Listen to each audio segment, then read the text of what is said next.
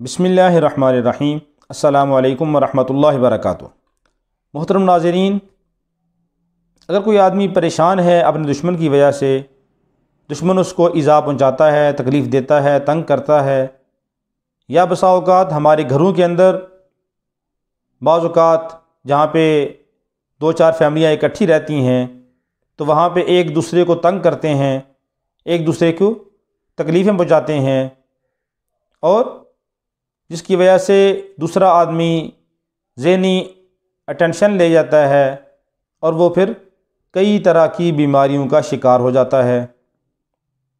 تو پہلی تو بات یہ ہے کہ ہمیں اتفاق و اتحاد، پیار و محبت سے رہنا چاہیے، کسی کو تکلیف نہیں پہنچانی چاہیے، کیونکہ حضور پاک صلی اللہ علیہ وسلم کا فرمان ہے، المسلم من سلم المسلمون من لسانہ و یدہ، کہ کامل مسلمان وہ ہے جس کے ہاتھ اور زبان سے دوسرے مسلمان محفوظ رہیں، کہ اگر اس کی وجہ سے دوسرے کو تکلیف پہنچ رہی ہے، نقصان پہنچ رہا ہے، تو اس کے اسلام میں، اس کے ایمان میں کمی ہے۔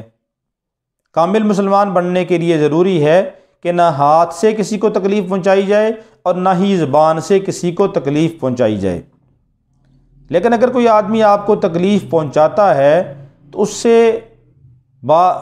باز رکھنے کے لیے، اس سے نجات حاصل کرنے کے لیے اور اس کا منہ موڑنے کے لیے ایسا کیا عمل ہے کہ جس کی وجہ سے اس کی زبان بند ہو جائے اور وہ خاموش ہو جائے اور وہ تکلیف دینے سے باز آ جائے؟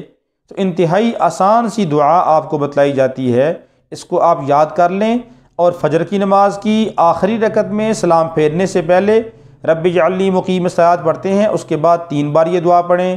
اسی طرح عصر کی نماز کے بعد، عصر کی نماز کے اندر آپ یہ آخری رکعت میں سلام پھیرنے سے پہلے، آخری رکعت جو ہے سلام پھیرنے سے پہلے، اس میں 3 بار آپ یہ دعا پڑھیں۔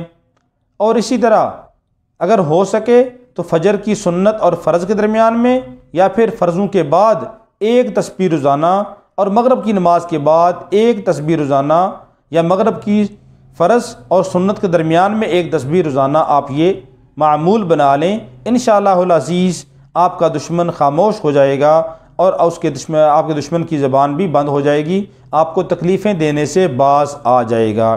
دعا کیا ہے؟ دعا انتہائی آسان ہے۔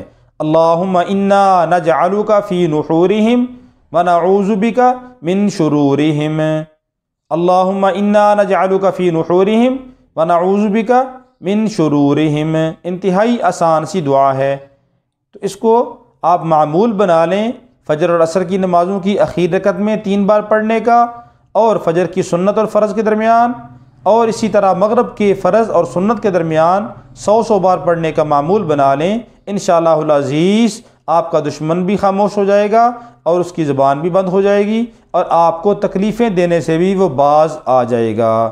اللہ رب العالمین ہم سب کی حفاظت فرمائے۔